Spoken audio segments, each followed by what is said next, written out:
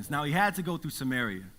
So he came to a town in Samaria called Sychar, near the plot of ground Jacob had given to his son Joseph. Jacob's well was there, and Jesus, tired as he was from the journey, sat down by the well. It was about noon. When a Samaritan woman came to draw water, Jesus said to her, "Will you give me a drink?" His disciples had gone into the town to buy food. I want to pause there for a moment.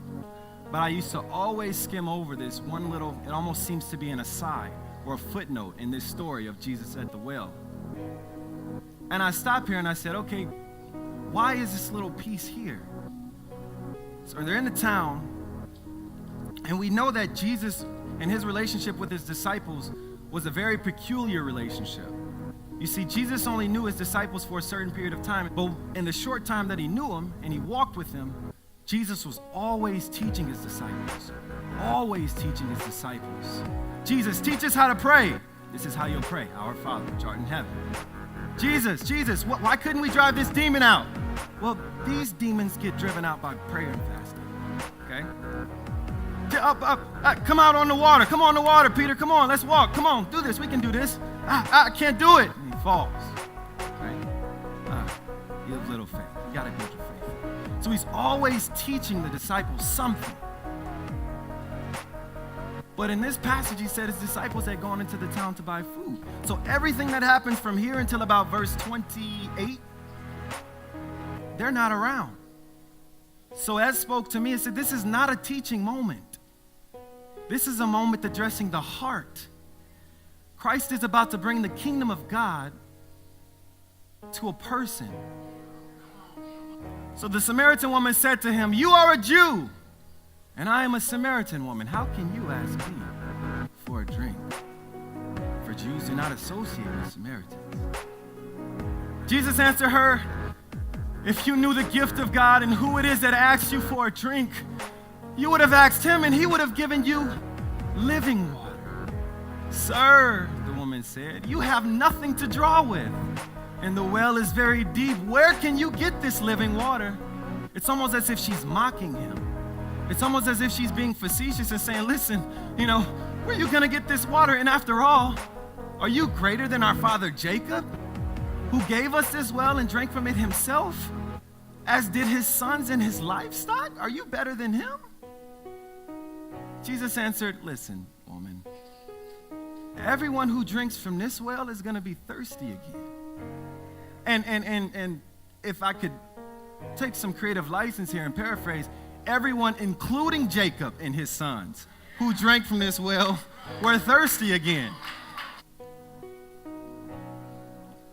So the woman said to him, "Sir," and again, I think as I read this and understanding the context and the contextual background of this woman and who she was, and many of you who know and have read this story before understand the woman and the nature and the character of this woman.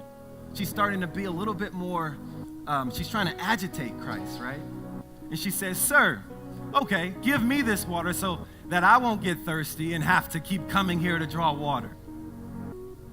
This is where it gets a little interesting, because now I start to see her being a little bit more flirtatious with Christ at this well. Again, if you understand the context of this woman and her character, you'll see that she was probably very attractive. She was probably someone who got her way by delivering her body, and the thing that she had to offer, she would often use that as, I'll say, a wall to keep people behind. And so she said, "Okay, sir, give me this water so that I won't get thirsty and have to keep coming here to draw water." And now Christ is understanding. He's seeing what's going on with her, or what her goal is.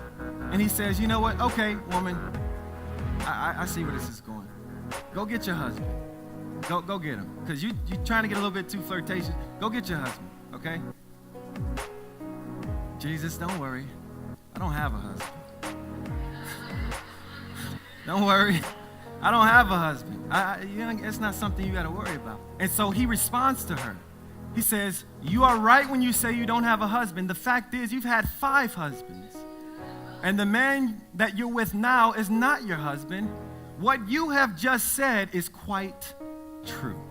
There's a conversation at the well. Jesus is there. He knows what his goal is and what he's about to do. This woman uses the only thing that she knows how to use, right, her sensuality, to try and get something out of Christ. And so he addresses that sensuality. He takes that, and this is where, again, it gets interesting. He's going to take this barrier that she has, and he's going to plow right through it.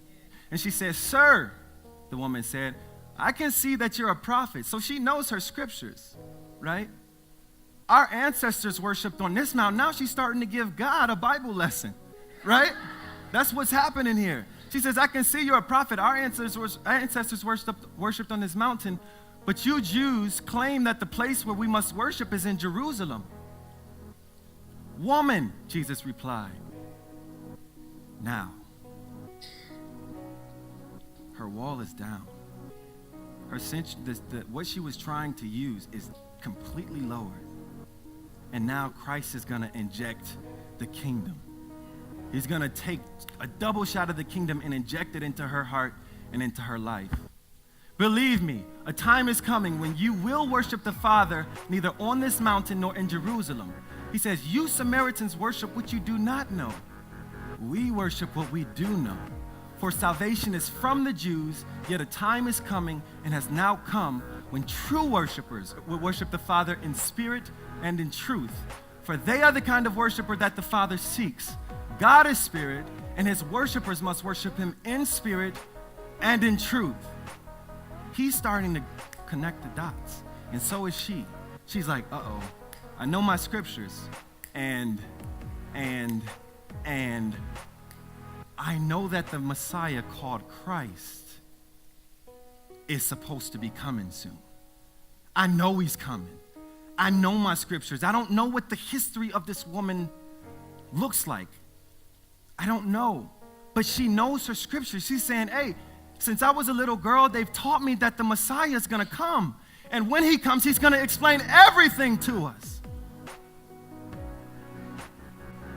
And Jesus declared, "I, the one speaking to you, I am he.